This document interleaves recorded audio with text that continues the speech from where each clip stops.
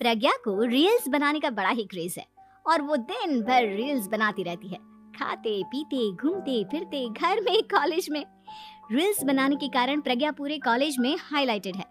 जहां उसकी रील्स सभी को पसंद आते हैं, वहीं मनीषा चिंता में डूबी रहती है। एक रोज जब खाते हुए प्रज्ञा रील्स बना रही होती है, तब मनीषा कहती है, एक मिनट भी चैन नहीं है इस लड़की को।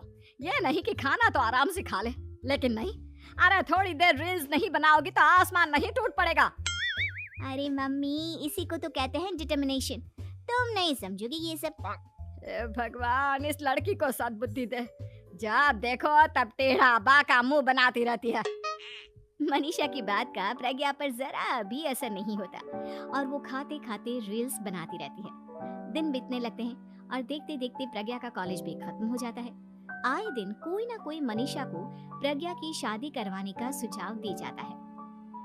सब ठीक ही कहते हैं, प्रज्ञा की शादी कर देनी चाहिए। अपने घर के कामकाज में व्यस्त हो जाएगी तो खुद ही ये रील्स और नाच गाना बंद हो जाएगा। मनीषा और प्रेम प्रज्ञा के लिए एक अच्छा लड़का ढूंढने लगते हैं और तभी विकी का रिश्ता प्रज्ञा के लिए आता है, जिसने प्रज्ञा को उसकी रील्स देखकर पसंद कर लिया था। अगले दिन विकी अपने माता पिता के साथ प्रज्ञा के घर पहुंच जाता है और प्रज्ञा साड़ी पहने हाथों में चाय की ट्रे लिए उनके सामने आती है। जब विकी को पसंद है तो हमें भी बहू पसंद है। बहन जी, आप बारात की तैयारी कीजिए। एक बार लड़का लड़की अकेले में बात कर ले तो अच्छा रहेगा। हाँ हाँ, क्यों नहीं। मनीषा विकी को प्रज्ञा के कमरे में भेजती है, जहाँ प्रज्ञा पहले से ही रील्स बना रही होती है। तभी विकी कहता है, आ गए आपके साजन जी। हमारे साथ ये रील्स कंप्लीट करती तो और भी अच्छा रहता। अच्छा जी, अब आ ही गए हैं तो बना ही लेती हूँ आपके साथ। दोनों मिलकर रील्स बनाते हैं। जब वी मीट और तुरंत पोस्ट भी कर देते हैं। फिर विकी कहता है, जब आप साड़ी में चाय लेकर आए तब मुझे लगा कि कहीं मैं गलत घर में तो नहीं आ गया। अब सही है। दोनों की शादी पक्की हो जाती है और शादी के दिन भी प्रज्ञा रील्स बनाने से चूकती नहीं। यहाँ तक कि बारात के समय भी नाचते हुए रील्स बनाती है। सभी लोग प्रज्ञा की तारीफ के पुल बांध देते हैं और प्रज्ञा नाचती गाती अपने ससुराल चली जाती है। सब कुछ अच्छा चल रहा होता है। प्रज्ञा यहाँ भी दिन भर हर चीज की रील्स बनाती रहती है।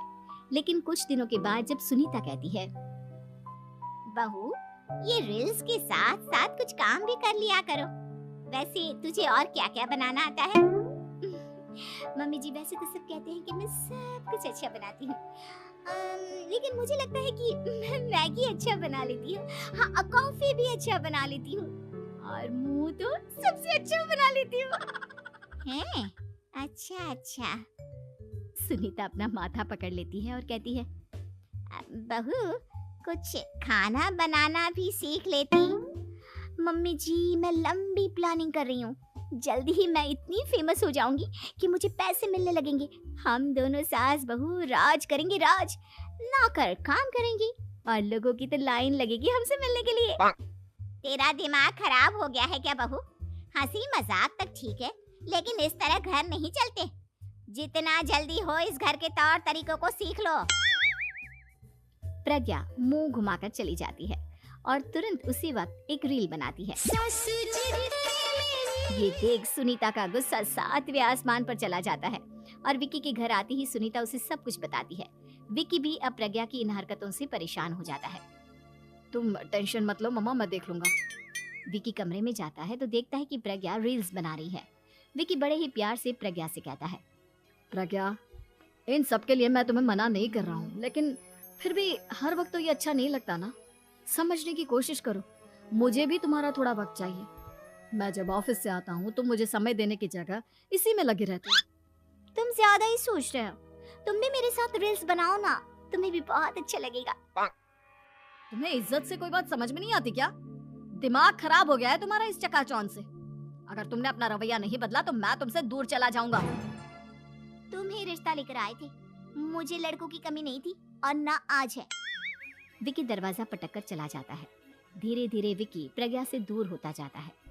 एक रोज मनीषा प्रज्ञा के ससुराल उससे मिलने जाती है। तब सुनीता उससे कहती है, बहन जी, अब आई हैं तो कुछ दिन यहाँ रहकर जाइएगा, आप ही का घर है। हाँ मम्मी, बहुत दिन हो गए तुम्हारे साथ एक भी रील नहीं बनाई मैंने। प्रज्ञा तुरंत अपने फोन में रील्स ऑन कर लेती है। ये सब मुझसे नहीं होगा। तेरा ये भूत अभी तक नहीं उतरा क्या? बहन जी, आप कुछ कहती नहीं क्या इसे? जब आप ही कुछ नहीं कर पाई तो मैं कर ही क्या सकती हूँ। सास तो वैसी ही बदनाम है। शाम को घर की लाइट चली जाती है और मनीषा प्रज्ञा से कहती है, मेरे घुटनों में बहुत दर्द हो रहा है, तू लाइट का कुछ इंतजाम करना बेटा। अच्छा, कैंडल जला देती हूँ मम्मा। प्रज्ञा गाते हुए कैंडल जलाती है और खिड़की के पर्दे के पास रख देती है। मनीषा, जिसे बहुत दर्द हो रहा है, वो सो जाती है और प्रज्ञा हमेशा की तरह अपने रील्स में लग जाती है। उधर कैंडल की वजह से पर्दा आग पकड़ लेता है और मनीषा के कमरे में आग लग जाती है। बचाओ, कोई है, बचाओ! सभी भागते हैं और विकी कमरे की आग बुझाने में लग जाता है, लेकिन तब तक मनीषा आधी जल चुकी थी। मनीषा की हालत देख प्रज्ञा रोने लगती है। विकी मनीषा को तुरंत हॉस्पिटल ले जाता है और उसे एडमिट कराता है। विकी प्रज्ञा से कहता है, देख लिया ना, तुम्हारे इस नाच गाने की वजह से आज तुम्हारी माँ की जान जाते जाते रह गई। अब पता नहीं तुम और क्या चाहती हो। उधर डॉक्टर कहते हैं, इनकी हालत बहुत नाजुक है, आधे से ज्यादा जल चुकी है। प्रज्ञा रोती हुई मंदिर में जाती है और भगवान के आगे जाकर कहती है, भगवान, मेरी माँ को ठीक कर दो। मैं कसम खाती हूँ, हाथ से ये रील्स बनाना छोड़ दूंगी। बस मुझे मेरी माँ वापस मिल जाए। 2 दिन बीत जाते हैं और मनीषा खतरे से बाहर आ जाती है। पेशेंट अब ठीक है, आप लोग उनसे मिल सकते हो। सब कोई मनीषा से मिलता है और प्रज्ञा सबके सामने अपना फोन तोड़ देती है। मुझे माफ कर दो मम्मा, मैंने तुम लोगों की बातों को नजरअंदाज किया। बेटा, कोई भी चीज जरूरत से ज्यादा खराब है। मैंने तुम्हें रील्स बनाने से कभी मना नहीं किया, लेकिन हर वक्त एक ही चीज तो सही नहीं है। मैं समझ गई हूँ मम्मा, आई एम सॉरी। प्रज्ञा उस दिन से रील्स बनाना छोड़ देती है और पूरी तरह से अपने घर में लग जाती है।